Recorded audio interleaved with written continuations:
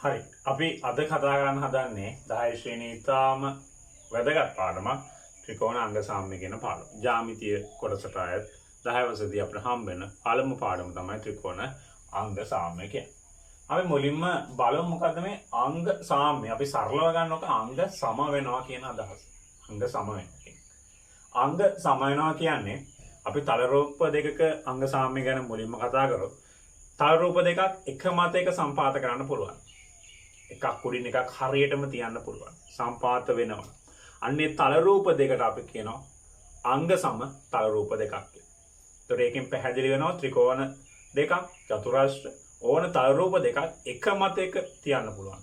ඒක අංග සම තල රූප දෙකක් වෙනවා. ඒ වගේම එක් තල රූපයක තියෙන අංග ටික අනිත් තල රූපයේ අංග වලට සමාන වෙනවා.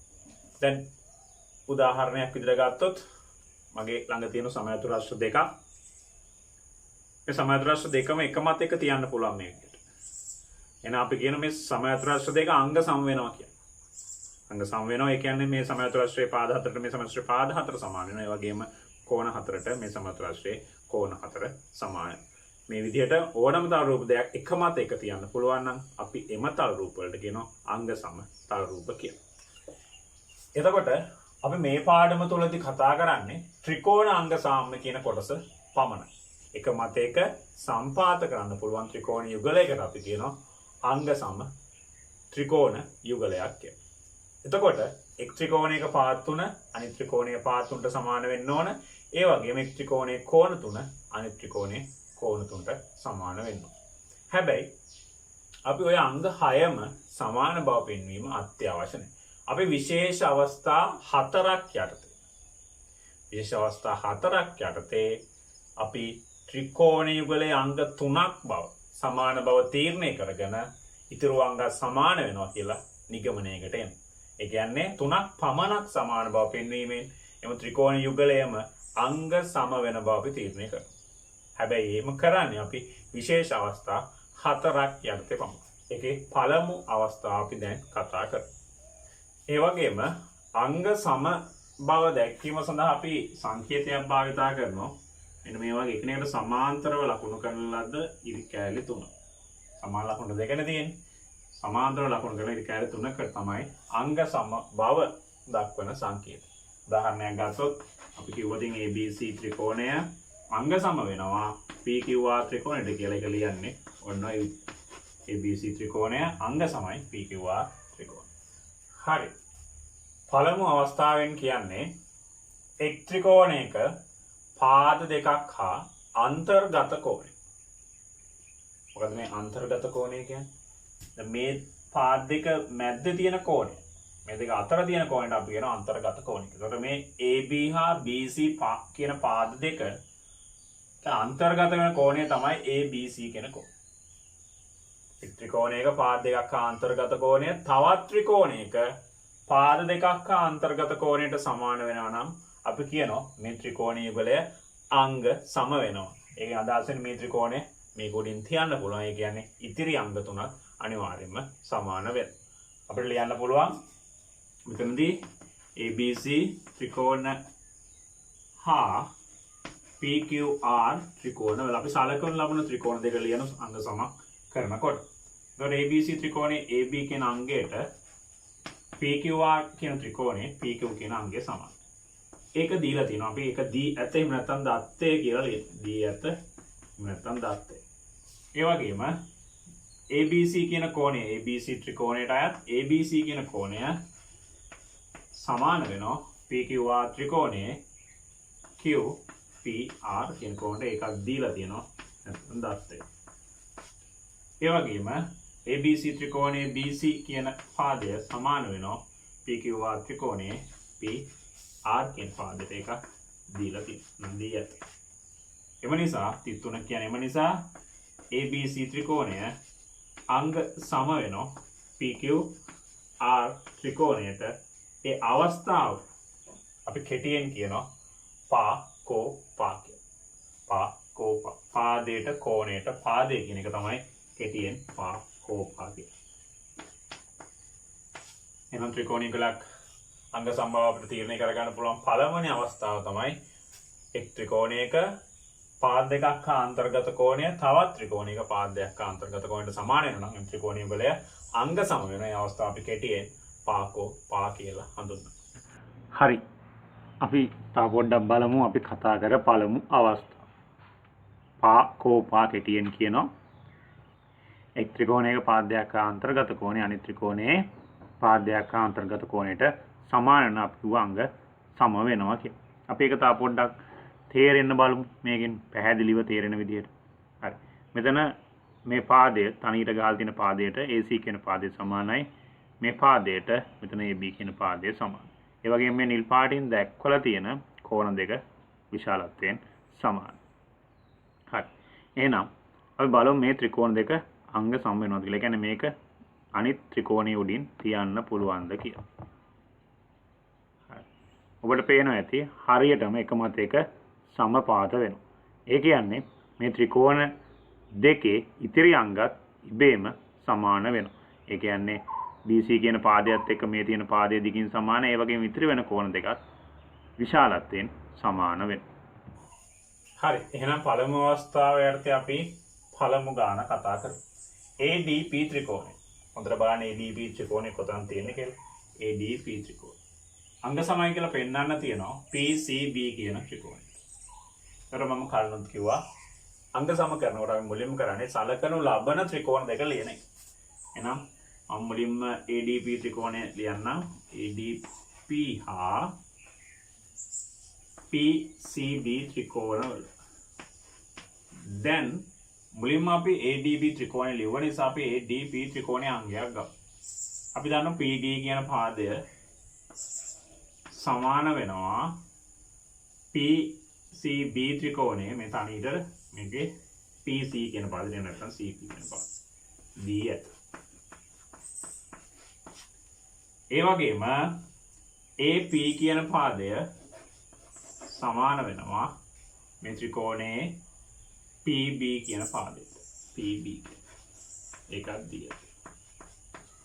අපි දන්නවා තාම අපි එක අවස්ථාවක ඉගෙනගෙන තියෙන්නේ අවස්ථාව පාකෝපා අන්තර්ගත කෝණය මේ පාද දෙක මැද්දේ මේ කෝණය සමාන වෙනවද? ඔව්. ඒක හැබැයි දීලා නැහැ. මොන කෝණද මේවා? එකිනෙක ඉස්සරහින් තියෙන කෝණ ප්‍රතිමුඛ කෝණ. නිසා අපි ADP ගේ කෝණ ඉස්සර ලියමු.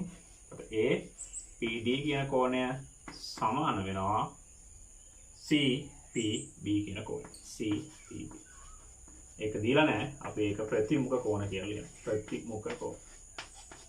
දැන් මේ ත්‍රිකෝණ දෙක අංග සම වෙනවා. අපි ඒක ADP ත්‍රිකෝණය අංග සමයි PCB ත්‍රිකෝණය අවස්ථාව පා කෝ පා කියලා ලියමු. හරි. අපි කතා කරමු දෙවෙනි ගාන. ත්‍රිකෝණ දෙක අංග සම කරන්න තියෙන ABX කියන ත්‍රිකෝණය සහ AXC කියන ත්‍රිකෝණය. අපි ඉස්සර දිහා බැලුවොතින් අපි මේ යන්නේ පාකෝපා අවස්ථාවට අංග සම කරන්න. කොට මේ පාදෙට මේක දීලා තියෙන සමානයි කියලා BX සමාන XC.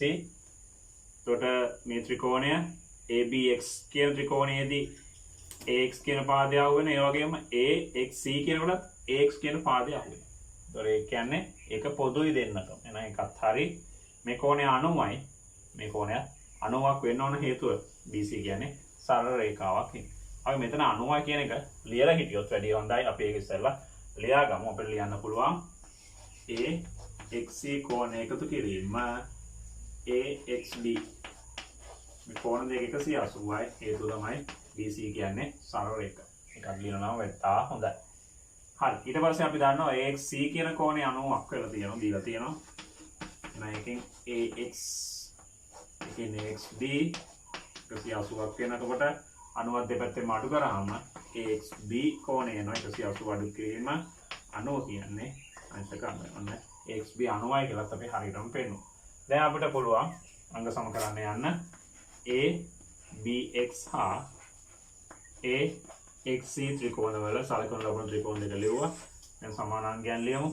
ABX ත්‍රිකෝණයේ BX කියන පාදය සමානයි AXC ත්‍රිකෝණයේ XC කියන පාදයක දීලා තියෙනවා. ඒ වගේ මේක 90යි AXB 90යි. අපි ඒක පෙන්නුවා. අපි සාධිතයි කියලා ලියන එක අපි පෙන්නලා තියෙන නිසා අපි මෙතන අංගය ගමු. AXB කෝණය සමානයි AXC කෝණය සාධිතයි. ඒ වගේම AX මේ ත්‍රිකෝණයත් ඇයිති AXC කියන ත්‍රිකෝණයත් ඇයිති. ඒතකොට AX පොදුයි කියලා ලිව්වත් ප්‍රමාණවත් නැත්නම් AX සමානයි AX පොදු පාදය. එම නිසා ABX ත්‍රිකෝණය අංග සමයි AXC ත්‍රිකෝණයට අවස්ථාව පා කෝප. හරි අපි මේ අර්ථයේ තුන්වෙනි ගාන කතා කරමු. පෙන්වන්න තියෙන ABD කියන ත්‍රිකෝණයේ අංග සමයි කියලා BCD ත්‍රිකෝණය. මේ ගාන කියලා තියෙන මුලින්ම ABCD කියන්නේ සමාජපක්ෂක ඉතා වැදගත් චතුරාස්‍රයක් නෙමෙයි. ABCD කියන්නේ සම චතුරාස්‍රයක්. ඒ කියන්නේ අපි දන්නවා සම චතුරාස්‍රයේ පාද හතරම දිගේ සමානයි කෝණ හතරක් විශාලත්වයෙන් අංශක 94. ඒතර පෙන්වන්න තියෙන්නේ ABD ත්‍රිකෝණය හා BCD කියන ත්‍රිකෝණ දෙක තමයි අපි සලකන්නේ ත්‍රිකෝණවල. අපිට ලියන්න පුළුවන් අපි BD ගේ අංගයක් ගමු. AD සමානයි BC සමචතුරස්‍රයේ පාද.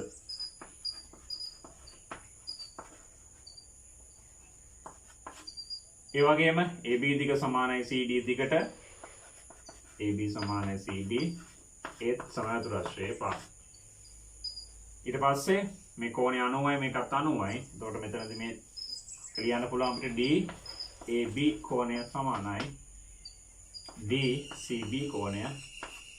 සමචතුරස්‍රයේ කෝණ ඍජු කෝණය නෝ. එතකොට සමචතුරස්‍රයක කෝණ සමචතුරස්‍රයේ කෝණ.